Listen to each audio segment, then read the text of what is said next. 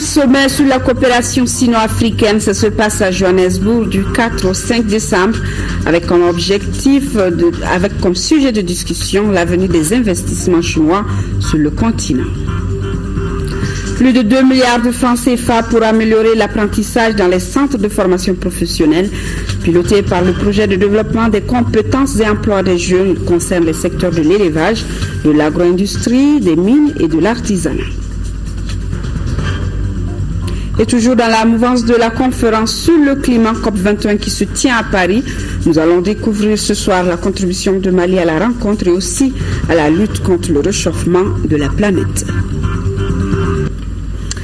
Mesdames et messieurs, bonsoir et bienvenue dans cette édition Forum sur la coopération sino-africaine. Ça se passe à Johannesburg, en Afrique du Sud. Dirigeants africains et chinois discuteront pendant 2 jours de leurs relations économiques et commerciales. Des décisions plus concrètes qui impacteront immédiatement sur le quotidien des populations seront prises au cours de cette rencontre. Le président de la République est arrivé à Djobour, envoyés spéciaux Ibrahima Traoré et Dembawan. C'est à 11h heure locale que l'avion présidentiel s'est immobilisé sur le tarmac de l'aéroport international Lanseria de Johannesburg. Après la COP21 à Paris, le président de la République vient participer au forum de coopération sino-africaine. Un rendez-vous économique qui mobilisera autour du président chinois plusieurs autres chefs d'État et de gouvernement africains. Ensemble, les 2 parties entendent discuter et de mettre en œuvre très vite de grands projets de développement.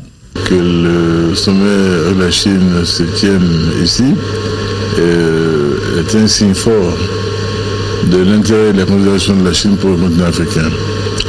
Rien d'étonnant à cela. Et puis le choix de Johannesburg n'est pas fortuit.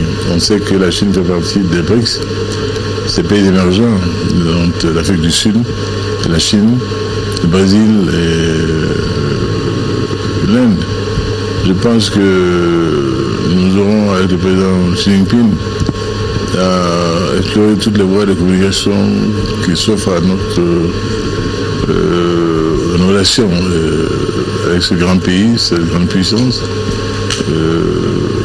que ce soit à son niveau à lui, on aura des décisions plus fortes et plus concrètes et d'application plus immédiate.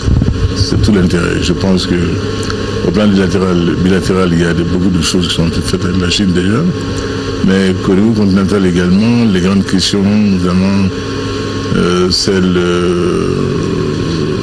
contre le NEPAD, qui concerne les infrastructures que nous faisons beaucoup en Afrique, les liaisons ferroviaires, les liaisons autoroutières, tout ce qui peut faire que le continent soit lié en son sein. Que les différents pays commercent entre eux, que l'aller et venir soit facilité par tous les moyens modernes. Et également aussi, nous avons des grands projets d'énergie. Même la COP21, nous avons dit notre intérêt pour ce secteur-là, car rien n'est possible d'entreprendre sans énergie. Je crois que la Chine a une grande expérience et il ne sera pas inintéressant d'échanger avec le président Xi Jinping. Il y a aussi le vaste domaine de l'agriculture, où la Chine a fait des progrès immenses. Nourrir aujourd'hui ces 2 milliards 200 millions de population n'est pas une chose facile. Elle a donc, dans ce domaine-là, acquis une expérience qui nous sera fort utile en termes de recherche agricole, en termes de semences améliorées, en termes de variétés nouvelles, adaptables au climat, adaptées au climat. Tout cela fait de la rencontre ici donne un intérêt particulier. Le président Ibrahim Boubacar Keïta, accompagné de son épouse et d'une forte délégation, fonde beaucoup d'espoir sur ce forum de coopération sino-africaine. En marche des travaux, il aura plusieurs entretiens avec ses pairs du continent, mais aussi et surtout avec le président chinois. Nous aurons à dire au président Xi Jinping, d'abord nous Maliens. Donc on est plus ému par la perte de 3 éminents chefs d'entreprise chinois qui ont perdu hélas la vie au Mali en l'affaire de Radisson. Une rencontre à laquelle nous venons avec beaucoup d'espoir, beaucoup d'optimisme, et en ayant déjà engrangé pas mal dans la coopération bilatérale, notamment à la suite de mon voyage à Tianjin. Ce forum est aussi une occasion pour la Chine d'annoncer sa politique africaine pour les 3 ans à venir. La rencontre devra aussi repenser la coopération sud-sud et donc sino-africaine en premier lieu. Aussitôt arrivé, le président de la République a rencontré son homologue chinois pour une séance de travail élargie aux 2 délégations. Plusieurs décisions ont sanctionné la rencontre. Il s'agit notamment de l'engagement de la Chine à soutenir le Mali dans des projets de développement. Il s'agit du financement de la centrale solaire de Kati pour 82 milliards de francs CFA, de la finition des travaux de l'université de Kabbalah et du financement du projet Mali numérique 2020. Le président Ibrahim Boubacar Keïta a, au cours de la rencontre, salué cette coopération exemplaire avant de présenter à son homologue chinois les condoléances du peuple malien suite à la mort de 3 Chinois dans l'attaque de l'hôtel Radisson Blu. Nous y reviendrons plus en détail avec nos envoyés spéciaux dans nos éditions de demain. La Chine, qui occupe donc une très grande place dans les investissements et aussi le commerce dans le continent, ce sommet permettra de consolider ses liens avec les pays africains. Envoyés spéciaux, Khadija Tokone, Ibrahima Traoré, Adama Kamara et Demba Wana. Organisé par les présidents chinois et sud-africains, le sommet Chine-Afrique permettra d'aider les pays africains à réaliser leurs rêves d'industrialisation et d'intégration économique. Ce sommet permettra également de parvenir à la prospérité et au développement de la Chine et de l'Afrique. Il y avait un plan d'action 2013-2015 qui portait sur une annonce d'un investissement de 20 milliards de dollars en Afrique. Mais déjà en fin 2013, il a été constaté que la moitié de ces sommes avaient déjà été mobilisées. Donc la Chine a augmenté ce montant à 30 milliards. Et donc le sommet qui va commencer maintenant, qui va porter sur la période donc allant jusqu'en 2018, donc 2015-2018, la Chine a fait l'annonce de 100 milliards de dollars d'ici 2020. On peut s'attendre à ce que les volumes soient encore beaucoup plus importants. C'est pourquoi lors de sa tournée africaine en 2013, le président chinois avait qualifié les relations sino-africaines de vraies, sincères, proches et honnêtes. Le Mali, qui participera à ce sommet, ne fera que renforcer davantage sa relation avec la Chine. Pour rappel, lors de la visite du président Ibrahim Boubacar Keïta en Chine au mois de septembre 2014, la Chine a octroyé à notre pays un don de 18 milliards de francs CFA et a consenti un prêt sans condition de 8 milliards de francs CFA. La Chine est aujourd'hui présente dans tous les chantiers du développement socio-économique du Mali, à savoir l'industrialisation, la santé, l'agriculture, l'éducation, la sécurité, la communication et les infrastructures. Ce sommet marque donc une étape très importante dans les relations Mali-Chine. La Chine a été à nos côtés depuis les premières heures de l'indépendance. Vous savez bien que cette année, nous avons fêté le 50e anniversaire de la coopération Mali-Chine. Et les ambitions de la Chine sont énormes vis-à-vis de l'Afrique en général et vis-à-vis du Mali en particulier. Donc cette coopération est en train de s'étendre de plus en plus encore vers la paix, la sécurité et la stabilisation du Mali. La première mission en Afrique dans le cadre du maintien de paix et de sécurité a été la mission de la Chine dans le cadre de l'aménagement au Mali. Et donc, vraiment, c'est une coopération privilégiée par la Chine, d'une qualité exceptionnelle. C'est donc ici à Johannesburg que se tiendra le sommet Chine-Afrique, c'est 4 et 5 décembre. Le président de la République, Ibrahim Boubacar Keïta, prendra part à ce sommet et le thème retenu est « La Chine et l'Afrique avancent ensemble, coopération gagnant-gagnant pour un développement commun ». Nous poursuivons avec ce message de condoléances du président de la République à Ban Ki-moon, secrétaire général de l'Organisation des Nations Unies. Je suis profondément affligé par l'attaque terroriste perpétrée contre le camp de la MINUSMA à Kidal le 30 novembre 2015, occasionnant le décès de 2 casques bleus et d'un contractuel de la MINUSMA, ainsi que plusieurs blessés. En cette douloureuse circonstance, je voudrais, au nom du peuple du Mali, de son gouvernement et à mon nom propre, exprimés à vous et aux familles des victimes durement éprouvées, ainsi qu'à l'ensemble du personnel de la MINUSMA, mes condoléances les plus émues. Je prie pour le repos de l'âme des disparus et souhaite bon rétablissement aux blessés. Le Mali condamne énergiquement cet acte odieux et injustifiable et réitère son appel pour la conjugaison des efforts de la communauté internationale afin d'endiguer le phénomène du terrorisme à travers le monde et tout particulièrement au Sahel. En vous réitérant mes sentiments de profonde compassion et de sympathie, je vous prie d'agréer, Monsieur le Secrétaire général, l'assurance de ma très haute considération. Le Premier ministre Modibo Keïta a reçu en audience ce matin l'ambassadeur du Brésil au Mali. C'était une visite de courtoisie de João Alberto Dourado. Les deux personnalités ont ainsi abordé plusieurs sujets relatifs à la coopération entre le Mali et le Brésil. Il est au micro de Boubacar Sissoko.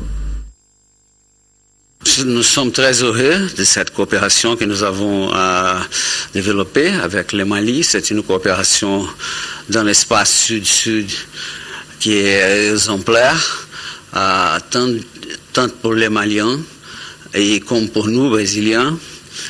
Nous avons beaucoup à apprendre avec le Mali. Le Mali c'est un pays ancestral, le siège de plusieurs empires dans le passé et des civilisations et qui ont développé une technologie, on peut dire comme ça, dans le domaine de l'agriculture, dans le domaine de la céramique, de l'artisanat, dont nous avons besoin vraiment au Brésil. Et nous avons apporté vers le Mali de notre technologie en agriculture, en développant des semences qui résistent à la chaleur, à la sécheresse.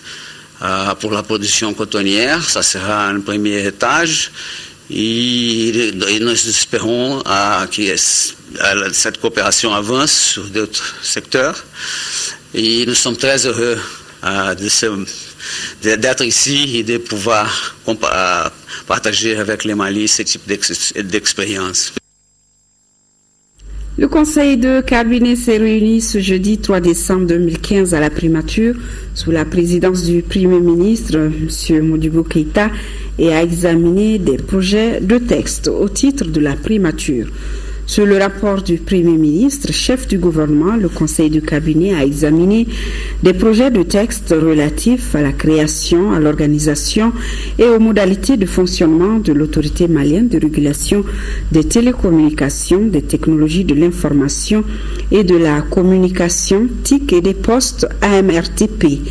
Les présents projets de texte visent à réaménager l'organisation, les modalités de fonctionnement, ainsi que les missions des différents organes de l'AMRTP en les dotant de réels pouvoirs de régulation.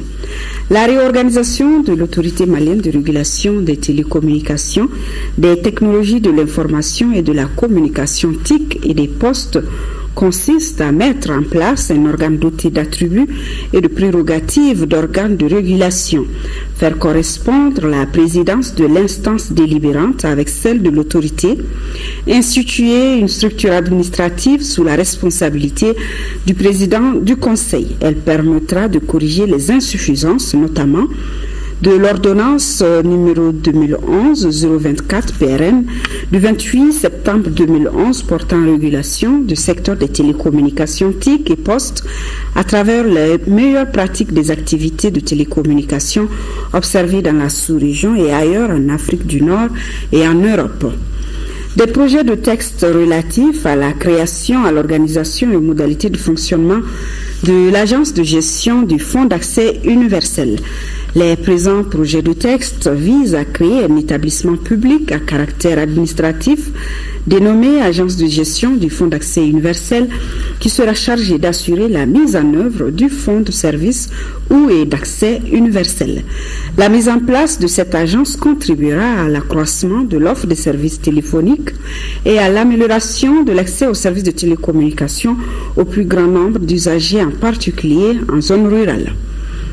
Un projet de décret fixant le cadre institutionnel de la réforme du secteur de la sécurité comprend La réforme du secteur de la sécurité sera essentiellement déterminée par un Conseil national pour la réforme du secteur de la sécurité ayant pour mission de définir les orientations stratégiques et de fixer les priorités nationales en matière de réforme du secteur de la sécurité, d'apporter les appuis politiques, institutionnels, matériels et financiers nécessaires au processus de réforme, de prévenir et de gérer les actions ou les situations de nature à porter atteinte aux intérêts vitaux de l'État et de ses démembrements.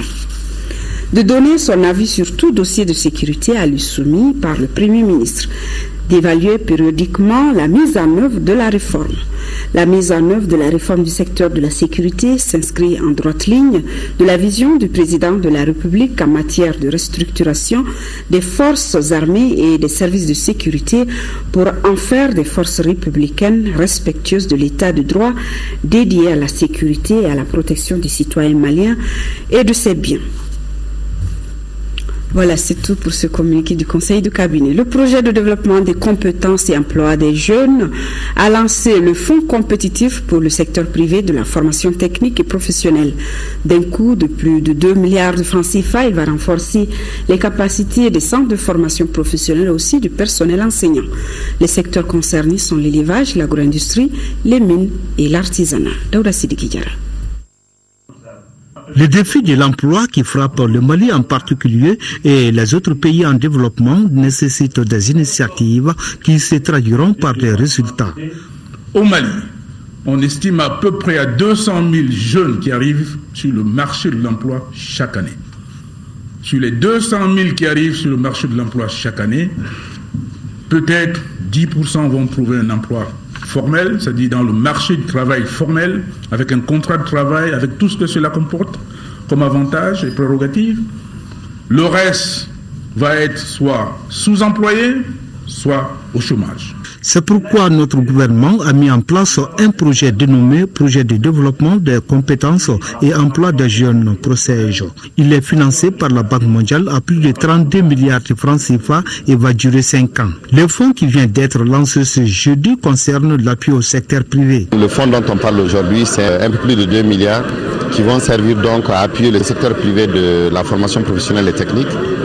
En quoi faisant, en mettant en compétition des centres de formation privés qui vont donc avoir accès à ce financement.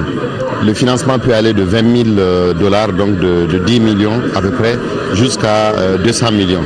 Ces fonds sont des subventions, donc ne sont pas remboursables. Donc l'État est en train de faire des efforts énormes pour aller emprunter de l'argent sur le marché et puis venir renforcer leurs capacités.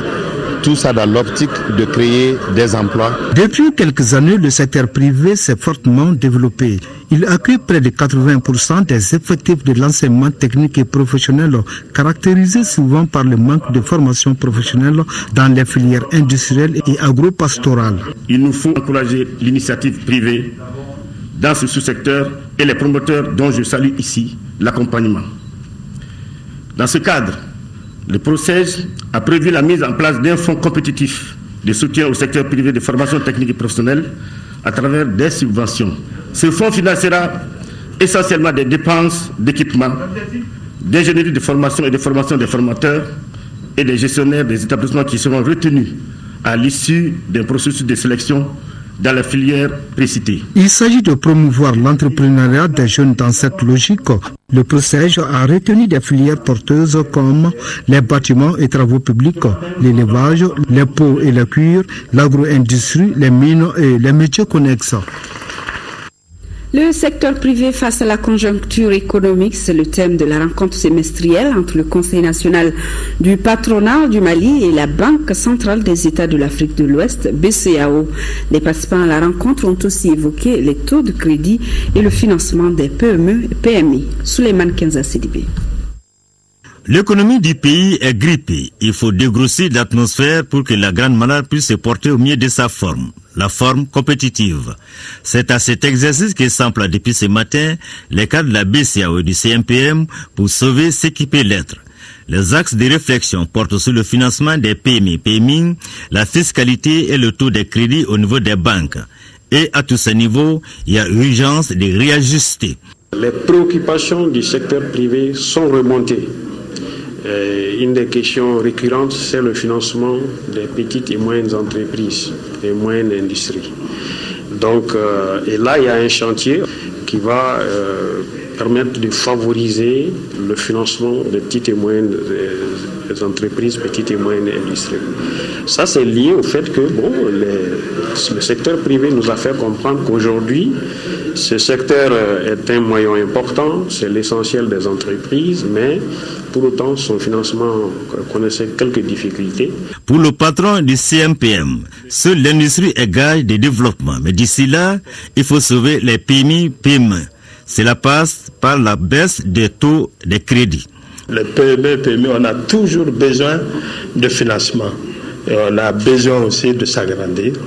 On a besoin d'être visible. Tout ça, c'est des financements que nous engageons auprès des banques primaires.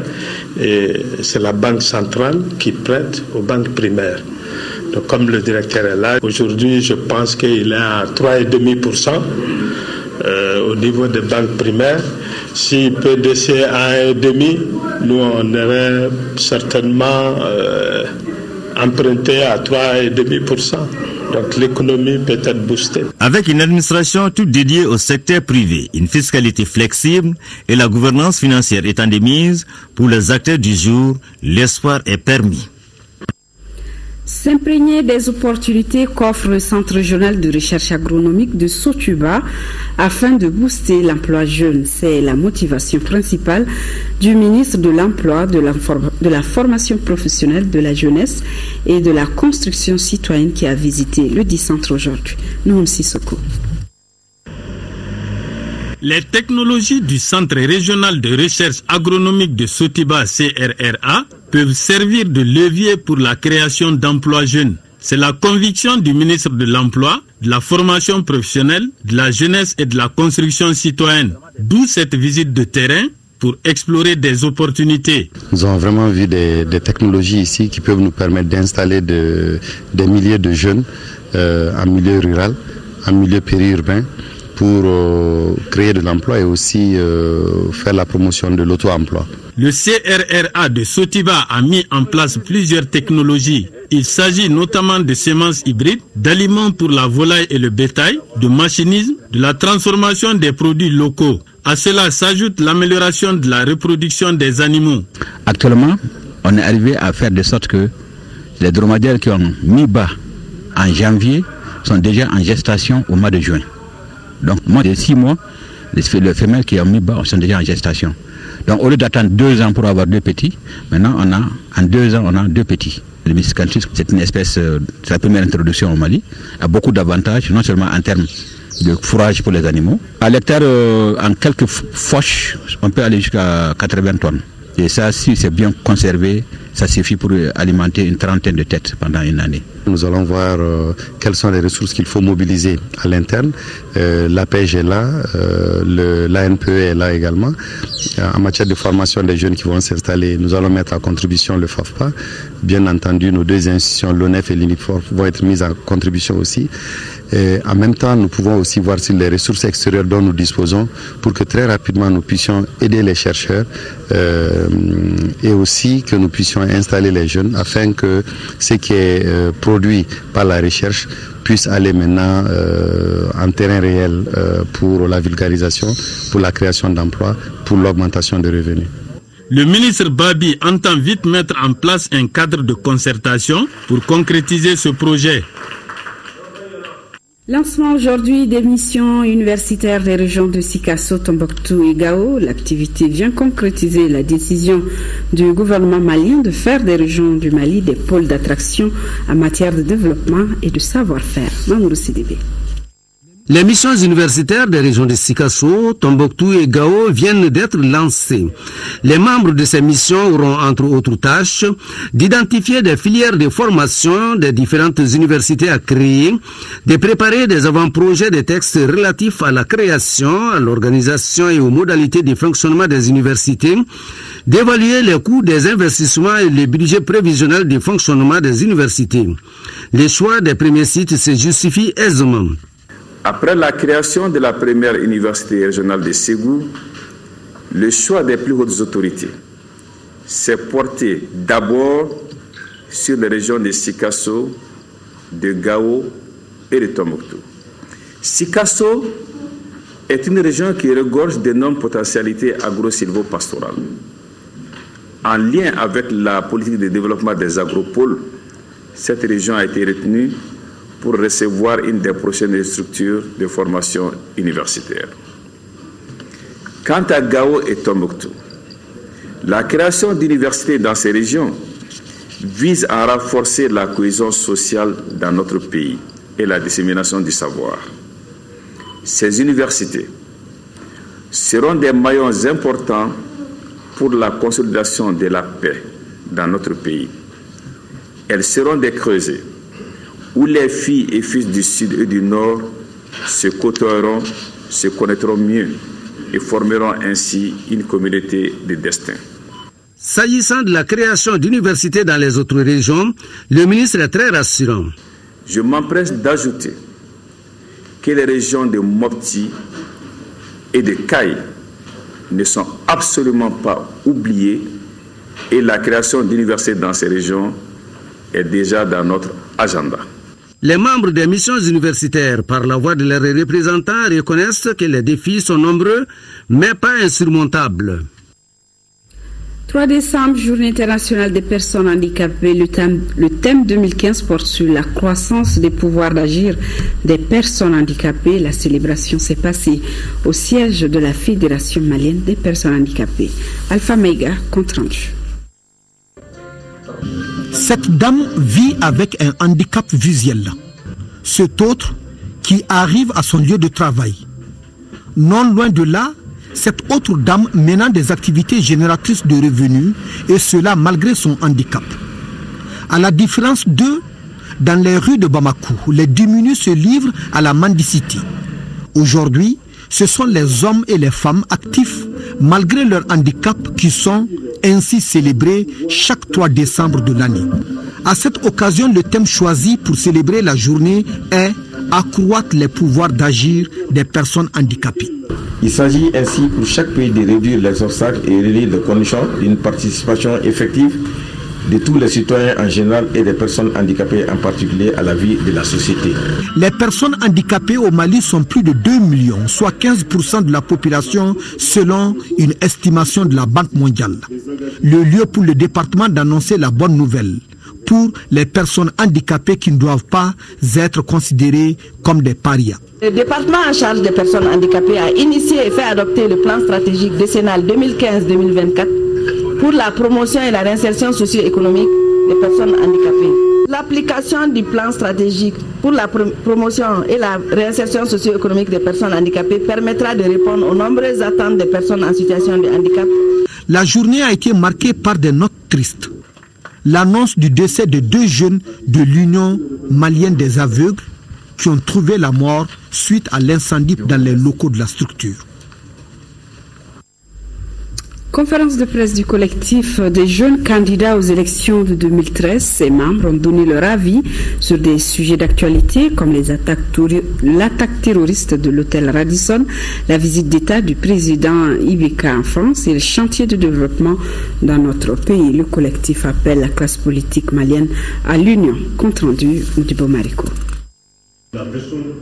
Par rapport à un certain nombre de sujets intéressant à la vie de la nation, les collectifs pour le changement CPC se prononcent. Ces regroupements politiques des jeunes candidats aux élections de 2013 condamnent avec la dernière rigueur l'attentat terroriste de l'hôtel Radisson Blu et félicitent par la même occasion les forces armées et de sécurité pour leur efficacité dans les opérations engagées contre l'ennemi. Le CPC réitère du coup tout son soutien aux autorités dans la gestion de cette situation qu'ils jugent particulière. Nous profitons de cette opportunité pour saluer le patriotisme avéré du président de la République Ibrahim Boubacar Keïta et de son premier ministre Modibo Keïta qui toute la journée de ce vendredi sanglant ont donné le goût d'être maliens par une gestion rapide, sereine de ce drame. C'est pourquoi nous, anciens candidats aux élections présidentielles 2013, soutenons le président de la République, son Excellence Ibrahim Boubacar Keïta et son Premier ministre Modibo Keïta dans tous les efforts de restauration de la paix. Les CPC demandent ainsi à la classe politique malienne de former un bloc, une union sacrée pour faire face aux ennemis de notre pays. Quand notre pays, notre nation est frappée, est attaquée dans son cœur, dans sa dignité, avec autant de violence et de barbarie, nous devons, autour de cet événement douloureux, nous, classe politique malienne, nous devons nous compléter, nous devons nous additionner, au lieu de nous disperser et de nous contrarier. C'est pour cela, le CPC ici présent, nous lançons cet appel vibrant à l'union sacrée, majorité et opposition confondues. S'agissant de la visite d'État du président de la République en France, le collectif remercie et félicite Ibeka pour les honneurs dont le Mali a fait l'objet et les retombées financières pour notre pays. Autre action saluée par les CPC, c'est la récente loi du quota de 30% votée en faveur des femmes du Mali et la pose de la première pierre en 2x2 voies de la route Bamako-Koulikoro. Un chantier qui, comme d'autres, laisse penser au CPC que le meilleur est à venir dans notre pays. La Cour constitutionnelle communique. Le président de la Cour constitutionnelle du Mali informe, porte à la connaissance des citoyens, des candidats, des partis politiques, du président de l'Assemblée nationale, du ministre de l'administration territoriale, du président du Comité national de l'égal accès aux médias d'État, du président de la Commission électorale nationale indépendante et du délégué général aux élections que la proclamation de la liste définitive à l'Assemblée nationale dans la circonscription électorale d'Ansongo, scrutin du 10 janvier 2016, aura lieu le vendredi 4 décembre 2015 à partir de 11h au siège de l'institution à l'ACI 2000. Les personnalités et structures concernées, les médias d'État et la presse privée y sont conviés. L'amicale des anciens du service national des jeunes, à la faveur de l'adoption de textes instituant le service national des jeunes, le bureau de l'amicale et tous les anciens du service national des jeunes félicitent le président de la République, le gouvernement et le ministre de l'Emploi, de la formation professionnelle, de la jeunesse et de la construction citoyenne pour cette vision. L'amicale des anciens du service national des jeunes se félicite également de cette importante décision qui va permettre à des milliers de jeunes maliens d'intégrer les notions de civisme, de patriotisme et le réflexe de la défense nationale. La coalition malienne des défenseurs des droits de l'homme ouvre le débat sur la justice transitionnelle à travers un panel de haut niveau. Les participants ont été édifiés sur l'état de mise en œuvre de la justice transitionnelle au Mali, les obstacles liés à sa mise en œuvre également. Abdraman Meiga. La justice transitionnelle, son cadre juridique et institutionnel, les actions réalisées pour sa mise en œuvre et les obstacles liés à son effectivité au Mali, tels sont entre autres sujets abordés par les participants à ce panel sur la question.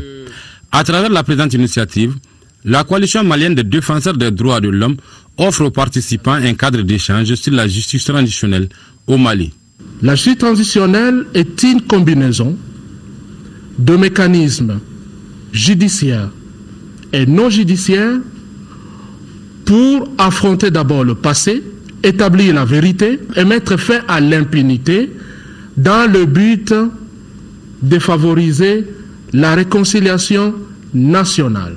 En organisant la présente rencontre, la coalition malienne des défenseurs des droits de l'homme veut faire de la mise en œuvre de la justice transitionnelle une réalité dans notre pays.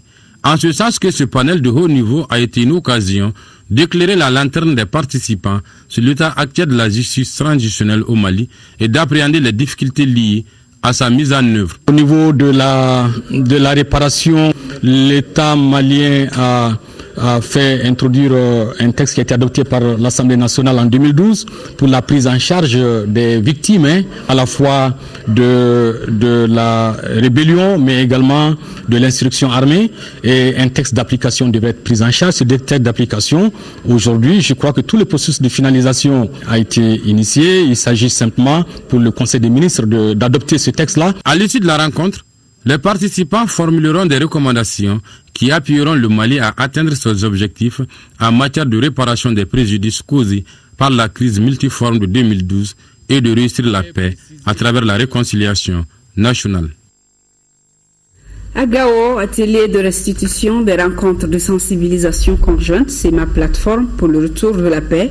La mission d'une dizaine de jours avait pour objectif d'expliquer aux communautés les engagements pris à Anefis entre les groupes armés, la plateforme et la SEMA. Drissa Kone. Depuis le 18 novembre dernier, des missions conjointes SEMA Plateforme ont sillonné tout le nord du Mali en 16 axes. Les cercles de Gao, Bourem et Ansongo comptent 4 axes, celui de Menaka 2 axes. Cette restitution concerne donc les 4 axes de Gao, Bourem et Ansongo. En clair, chaque mission a fait le compte rendu aux 60 participants composés de leaders d'opinion venus de différentes localités à cette rencontre. Nous avons parcouru 4 sites dans la région de Gao, du Haoussa comme dans le Gourma, pour apporter le message, un message de paix, un message de réconciliation, un message d'aller de l'avant et de laisser derrière nous cette mésentente. Ainsi, la SEMA et la plateforme, nous nous sommes donné la main et nous ne parlons que d'une seule voix. On a vécu 5 ans de crise. Aujourd'hui, il faut que les enfants aillent à l'école, il faut que les populations aillent dans les hôpitaux pour se soigner. Il faut qu'il y aura une confiance entre le peuple qui se revendique de la SEMA et le peuple qui se revendique de la plateforme pour bâtir un Mali nouveau. En retour, les participants ont fait des contributions de perfectionnement. Toutes ces activités ont été financièrement soutenues par le Centre humanitaire pour le dialogue CHD à près de 80 millions de francs CFA. Quelles sont les zones qui nécessitent une seconde mission, les zones sur lesquelles il y a des problèmes pour lesquels il nécessite d'engager une seconde mission et définir avec ces communautés qui sont sur le terrain, mais également avec les combattants de la SEMA et puis de la plateforme, les prochaines étapes.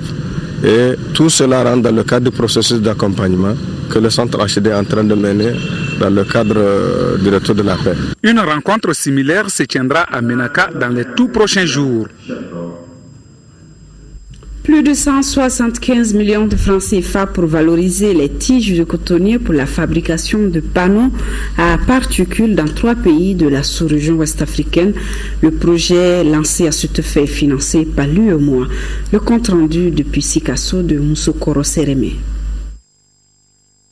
Le Mali est un pays à vocation agro-pastorale et la culture du coton occupe une place de choix dans l'économie du pays. C'est fort de cette réalité que le Centre régional de recherche agronomique de Sikasso vient d'initier un projet visant à valoriser les tiges de cotonnier à travers la mise au point d'une technologie efficiente de fabrication de panneaux à particules.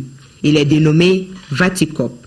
Quantifier, mettre au point une méthodologie de fabrication et initier des acteurs qui pourront tirer profit alors de cette activité. Et bien sûr, au centre de tout ça, il y a les paysans qui, en plus du coton graine, auront l'opportunité de valoriser les tiges de cotonnier. Financé à hauteur de 175 millions de francs CFA par l'UEMOA à travers le Kourafou Écart, ce projet qui vient d'être porté sur les fonds baptismaux va s'articuler autour de 3 grands axes.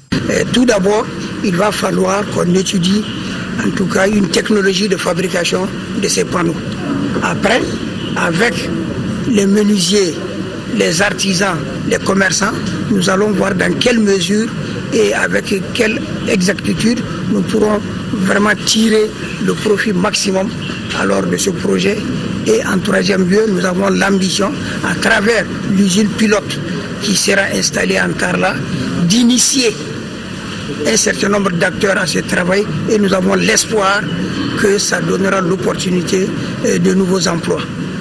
Une démarche en phase avec la politique de modernisation et d'industrialisation des plus hautes autorités. Le projet ainsi lancé va durer 3 ans et couvrira 3 pays de notre sous-région, à savoir le Bénin, le Togo et le Mali.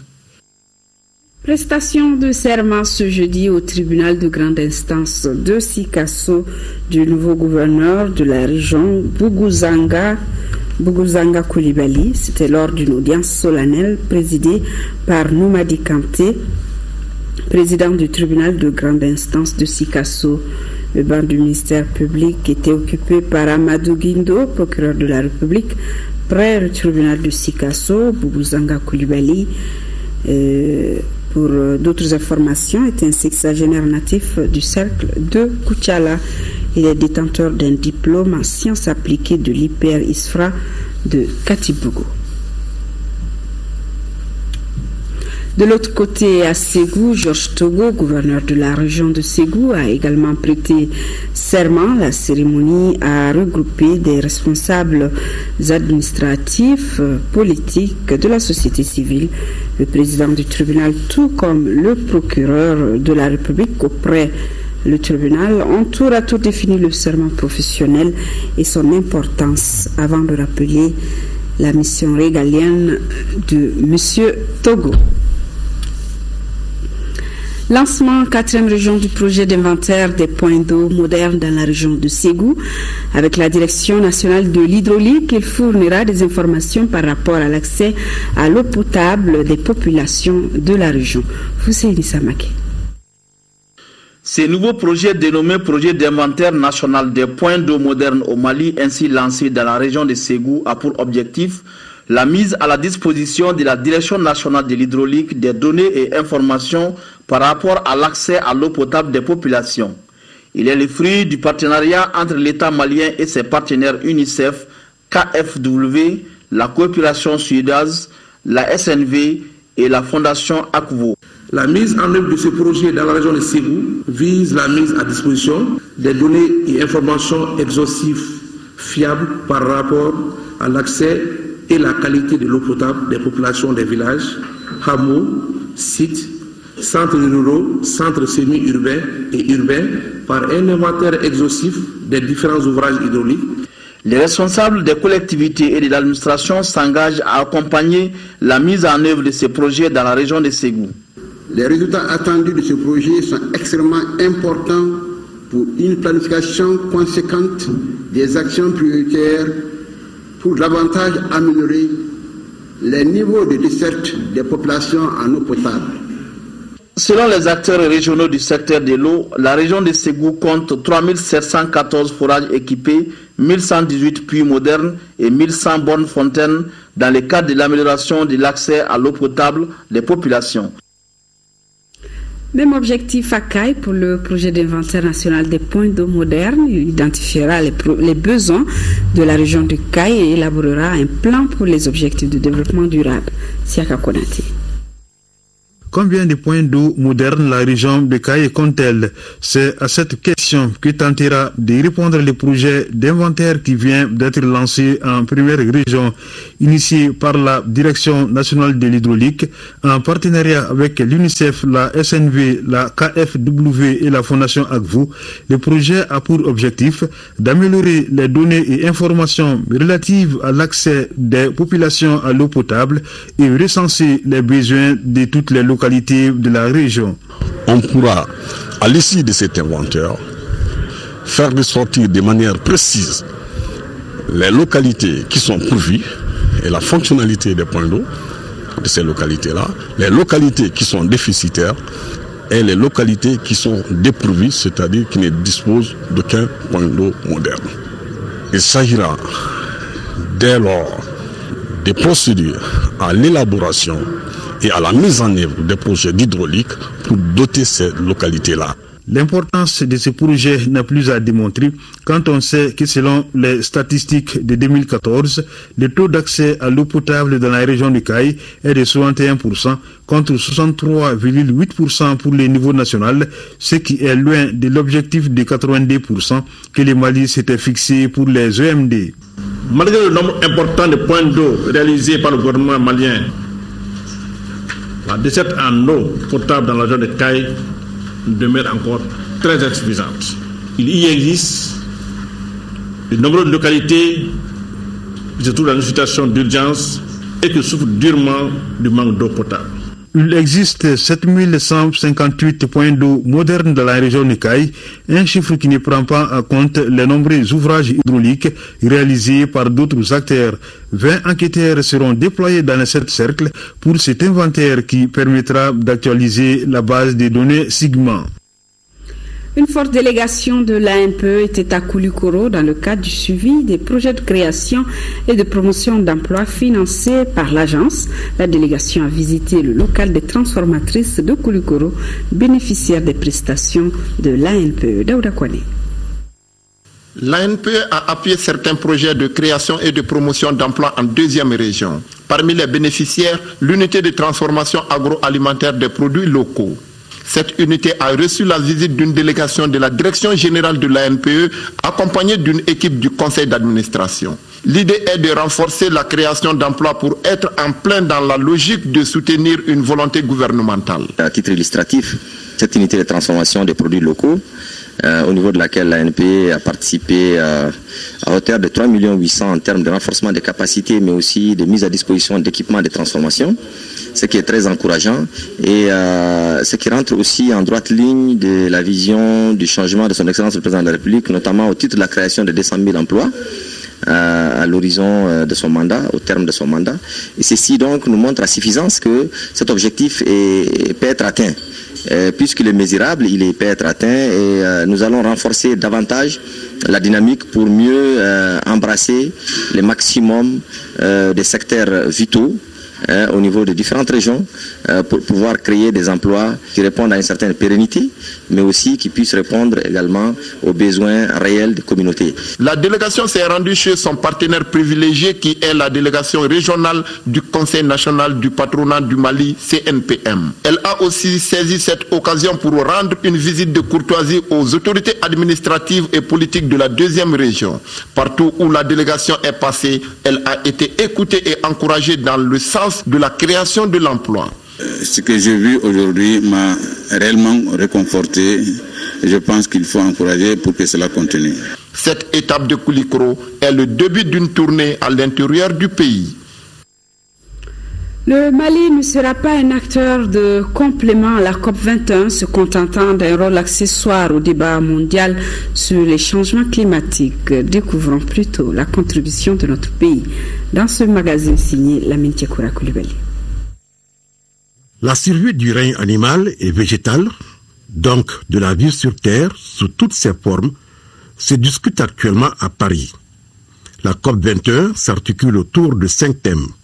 Retenons-en 2 principalement. Nous allons surtout parler d'atténuation. Il a été demandé à chaque pays d'évaluer un peu ses secteurs d'émissions de gaz à effet de serre pour essayer de diminuer cette quantité-là pour que le réchauffement ne dépasse pas 2% d'ici 20 ans, 30 ans ou 40 ans. Nous allons également parler de l'adaptation, que nous essayons de modeler notre production, en tout cas d'orienter notre production pour pouvoir faire face donc aux effets. L'essentiel des pays africains ont beaucoup mis l'accent sur les programmes d'adaptation au changement climatique. La COP21 doit déboucher sur l'accord de Paris. La problématique de son financement reste une question ouverte, posée en particulier par les pays pauvres. Tout le monde est d'accord qu'il faut mettre en place ce qu'on appelle le Fonds vert climat. Ce fonds a été créé en 2012, capitalisé aujourd'hui à hauteur de 10 milliards de dollars, bientôt 16 milliards de dollars par rapport aux dernières contributions enregistrées. L'objectif du fonds, c'est de pouvoir capitaliser annuellement 100 milliards de dollars. Les pays sont attendus par rapport à la contribution qu'ils vont faire pour relever la capitalisation actuelle du fonds.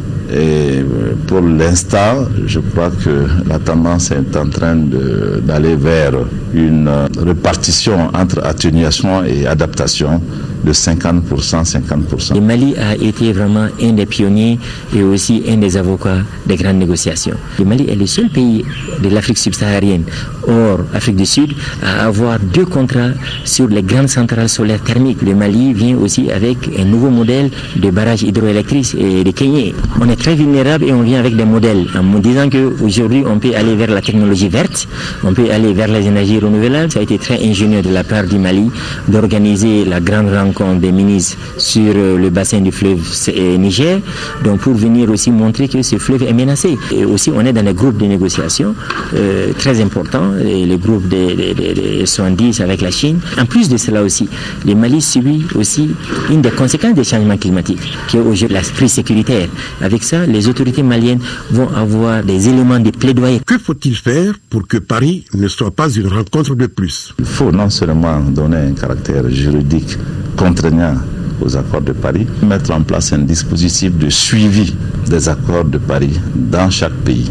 C'est qu'il faut que Paris ne soit pas une rencontre de plus. Je pense que nous avons des éléments de ça qui nous permettent d'être optimistes. C'est d'abord l'engagement politique. Quel est le pays aujourd'hui qui invite tous les dirigeants du monde, malgré ce qui est arrivé à Paris le 13 novembre passé, d'être là? C'est le président américain Obama. Il dit tout le monde doit être à Paris. Qui dit aujourd'hui qu'il faut un accord contraignant à Paris? C'est la Chine qui a rejoint rapidement un pays qui n'était pas présent dans les grandes négociations. C'était le Canada.